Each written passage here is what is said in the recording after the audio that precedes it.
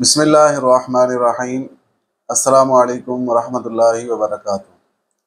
عزیز طلباء اکرام، پچھلے سبق کے آخر میں میزان صرفی کو پہچاننے کے جو طریقے بیان کیے گئے تو ان میں سے آخر میں ایک طریقہ بیان کیا گیا ان کلمات کا جن میں قلب مکانی واقع ہوا ہو۔ تو اس کے بارے میں مصنف نے بتایا کہ اگر کسی کلمے میں قلب ہوا ہو تو اس کا میزان بھی اسی کے مطابق ہی آئے گا۔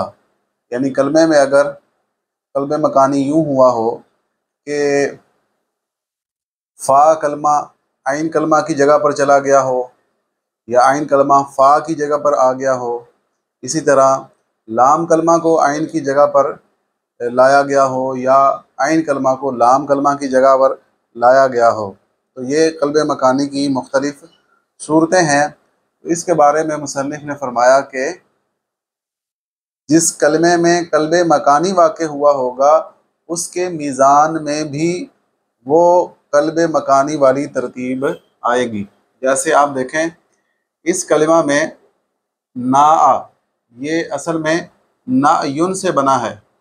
نعین میں حمزہ عین کلمہ ہے اور یا لام کلمہ ہے، جبکہ نا میں حمزہ کو لام کلمہ کی جگہ پر لے آئے اور یا کو عین کلمہ کی جگہ پر لے آئے، پھر اس میں تعلیل ہوئی اور وہ الف سے بدل گیا۔ تو آپ دیکھیں کہ اس میں قلب مکانی واقع ہوا، نا کا وزن فعلا نہیں ہے بلکہ نا کا وزن نکلے گا فلا۔ فلا کیوں ہے کہ لام کلمہ جو ہے وہ عین کی جگہ پر آ گیا اور عین کلمہ لام کی جگہ پر آ گیا۔ تو قلب مکانی کو پہچاننے کے لیے آج کے سبق میں مختلف طریقے جو مصنف نے بیان کیے ہیں وہ بیان کیے جائیں گے۔ آپ نے ان تمام طریقوں کو توجہ سے سمجھ لینا ہے، انشاءاللہ الرحمن یہ چیزیں آپ کو بہت زیادہ فائدہ دیں گی۔ تو قلب مکانی کو سمجھنے کے لیے مصنف نے فرمایا ہے کہ 5 امور کا جاننا ضروری ہے، یعنی قلب مکانی 5 امور کے ذریعے پہچانا جاتا ہے۔ ان میں سے سب سے پہلے آپ نے اشتقاق کا بیان کیا، یعنی کلمہ کا مصدر یا اس کا مفرد دیکھ کر، جمع یا تصغیر وغیرہ دیکھ کر یہ بات جاننا کہ یہ کلمہ اپنی اصلی حالت پر ہے یا اس میں قلب ہوا ہے۔ تو اس سبق کو سمجھنے سے پہلے میں ایک تمہیدی مقدمہ آپ کے سامنے پیش کر دیتا ہوں، اس کو بھی آپ توجہ سے سمجھ لیں اور اپنے پاس نوٹ کر لیں۔ وہ یہ ہے کہ ہمیں سب سے پہلے مشتق اور اشتقاق کی اقسام کا علم ہونا چاہیے کہ مشتق کسے کہتے ہیں اور پھر آگے اشتقاق کی کتنی قسمیں ہیں اور کون سی قسم کتنی زیادہ استعمال ہوتی ہے۔ تو مشتق اس اسم کو کہتے ہیں جو مصدر سے بنے لیکن اس کی بناوٹ اس طرح ہو کہ مادہ اور معنی وہ باقی رہے اور شکل و صورت اس کی نئی بن جائے۔ جیسے ضربن اسم مصدر سے ضاربن، مضروبن، تو اس میں آپ دیکھیں کہ مادہ بھی وہی ہے اور معنی بھی وہی ہے، یعنی دونوں میں مناسبت ہے لیکن شکل و صورت اس کی نئی بن گئی۔ پھر آگے اشتقاق کی 3 قسمیں ہیں، اشتقاق صغیر، کبیر اور اکبر۔ اشتقاق صغیر یہ ہے کہ مشتق منہ اور مشتق کے درمیان حروف اصلیہ اور ترتیب حروف میں مناسبت پائی جائے، جیسے ضربن سے ضربہ، تو یہاں پر یہی اشتقاق صغیر مراد ہے۔ یہ جو یہاں پر اشتقاق کی بات ہو رہی ہے یہاں پر بھی اشتقاق صغیر ہی مراد ہے اور یہی زیادہ کثرت سے استعمال ہوتا ہے۔ اشتقاق کی جو 3 قسمیں ہیں ان میں سے یہی قسم زیادہ کثرت سے استعمال ہوتی ہے۔ دوسری قسم ہے اشتقاق کبیر۔ اشتقاق کبیر یہ ہے کہ مشتق اور مشتق منہ کے درمیان حروف اصلیہ میں مناسبت ہو اور ترتیب حروف میں مناسبت نہ ہو، جیسے جذبن سے جابازہ۔ اب دیکھیں کہ حروف اصلیہ میں تو مناسبت ہے لیکن ترتیب حروف میں مناسبت نہیں ہے۔ اشتقاق کی تیسری قسم ہے اشتقاق اکبر۔ وہ یہ ہے کہ مخارج حروف میں مناسبت ہو، جیسے ناحقن سے نعقا، تو آپ دیکھیں کہ اس میں مخارج حروف کی مناسبت ہے کہ حروف کے مخارج آپس میں ملتے جلتے ہیں، ایک دوسرے کے ساتھ مناسبت رکھتے ہیں۔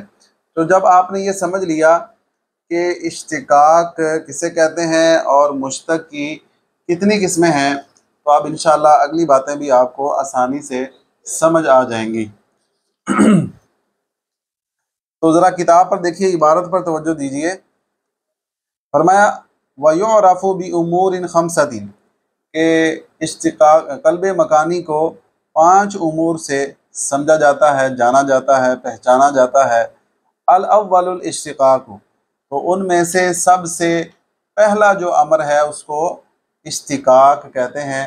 اس کی وضاحت میں آپ کو بیان کر چکا ہوں کہ اشتقاق کا کیا مطلب ہے، مشتق کسے کہتے ہیں، اور اشتقاق کی پھر کتنی قسمیں ہیں۔ اور یہاں پر جس قسم کی بات ہو رہی ہے وہ اشتقاق کی پہلی قسم ہے اشتقاق صغیر، اور یہی کثیر الوقوع ہے، کثرت سے اسی کا استعمال ہوتا ہے۔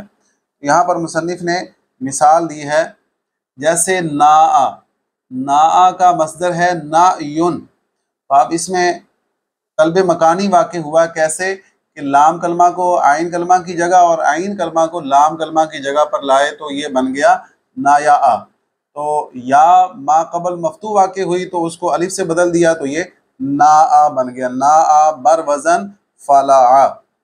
کتنی عبارت کا ترجمہ کر لیں، کا نا بالمد، جیسے نا مد کے ساتھ، یعنی اس میں الف جو ہے وہ مدہ ہے، اس کو لمبا کرنا ہے۔ فَإِنَّ الْمَصْدَرَ وَهُوَ النَّعْيُ، اس لیے کہ اس کا مصدر نعیٌ ہے۔ دلیل علی ان الناء الممدودہ مقلوب نعین، جو اس بات کی دلیل ہے کہ ناء ممدودہ یہ نعیٌ سے مقلوب ہے۔ فَيُقَالُ ناء علی وزن فَلَعَ، تو بس کہا جائے گا ناء بر وزن فَلَعَ ہے۔ یہاں تک آپ کو سمجھ آ گئی جناب؟ آگے دیکھیں، وَكَمَا فِي جَاهٌ فَإِنَّ وُرُودَ وَجْهٍ وَوُجْهَةٍ، اور اسی طرح قلب مکانی واقع ہوا ہے جاہن میں۔ فَإِنَّ وُرُودَ وَجْهٍ وَوُجْهَةٍ، کیونکہ اس کا جو مصدر ہے وہ وجہن اور وجہاتن، یہ دونوں طریقے سے آتا ہے، وجہاتن بھی آتا ہے۔ فرماتے ہیں دلیل علی ان جاہن مقلوب وجہن، جو اس بات کی دلیل ہے کہ جاہن وجہن سے مقلوب ہے۔ وَيُقَالُ جاہن علی وزن عفل، تو وزن نکالتے ہوئے کہا جائے گا، میزان بیان کرتے ہوئے کہا جائے گا جاہن بر وزن عفل ہے۔ تو میں اس کو بھی یہاں پر لکھ کر آپ کو بتا دیتا ہوں کہ جاہن بر وزن عفل یہ کیسے بنا، اس کی اصل کیا ہے، اس کلمے کو کس کی جگہ پر لائے، اس میں کیا تبدیلی آئی۔ جی عزیز طلباء کرام، دیکھیں یہاں پر اشتقاق کی دوسری مثال مصنف نے دی ہے جاہن بر وزن عفل۔ یہ جاہن کی اصل ہے وجہن اور وجہاتن اور وجہاتن، تینوں طریقے سے اس کو بیان کیا گیا ہے۔ یہ اس کی اصل ہے وجہن، تو عین کلمہ ہے جیم، آپ دیکھیں یہاں پہ عین کلمہ جیم ہے، اور اس کو فا کلمہ کی جگہ لے، اور فا کلمہ واو ہے اس کو عین کلمہ کی جگہ پر لائے تو یہ بن گیا جوہن۔ تو واو ساکن ما قبل مفتوح واقع ہوئی، اس کو الف سے بدل دیا تو یہ ہو گیا جوہن سے جاہن، جاہن بر وزن عفلن۔ اس کا ترجمہ میں نے آپ کو کروا دیا ہے۔ اگلی مثال دیکھیے جناب، وَكَمَا فِي قِسِيٌّ، اور اسی طرح قلب مکانی واقع ہوا ہے قِسِيٌّ میں، فَإِنَّ وُرُودَ مُفْرَدَةٍ وَهُوَ قَوْسٌ، اس لیے کہ جو اس کی مفرد ہے وہ قوسن ہے۔ دلیل علی انہ مقلوب قبوس، جو اس بات کی دلیل ہے کہ قِسِيٌّ قبوس سے مقلوب ہے۔ اب اس میں قلب مکانی کس طرح واقع ہوا ہے، اس کو یہاں ذرا میں آپ کو لکھ کے سمجھا دیتا ہوں، اس کو بھی توجہ سے سمجھ لیجیے۔ جی عزیز طلباء کرام، آج کے سبق میں قلب مکانی کی تیسری مثال ہے قِسِيٌّ۔ قِسِيٌّ قبوسن سے بنا ہے، اس لیے کہ اس کی جو اصل ہے وہ قبوسن ہے۔ اب اس میں کیسے قلب مکانی واقع ہوا تو اس کی تفصیل ذرا ملاحظہ فرمائیں۔ لام کلمہ کو عین کلمہ کی جگہ پر رکھا تو یہ بن گیا قصوون بر وزن فلوعن، اور دوسری واو ایک کنارے پر واقع ہوئی تو اس کو یا سے بدل دیا تو یہ بن گیا قصوین۔ پھر واو اور یا جمع ہوئے اور ان میں سے پہلا ساکن ہے تو پہلی واو کو بھی یا سے بدل دیا، پھر یا کا یا میں ادغام کر دیا، پھر یا کی مناسبت سے یہ جو سین ہے اس کو کسرہ دیا تو یہ قصیون بن گیا۔ پھر قاف کے ضمہ کو سکل کی وجہ سے، یعنی ضمہ سے کسرہ کی طرف آنا یہ مشکل ہے تو اس وجہ سے قاف کے ضمہ کو بھی کسرہ سے بدل دیا تو یہ قصیون بن گیا۔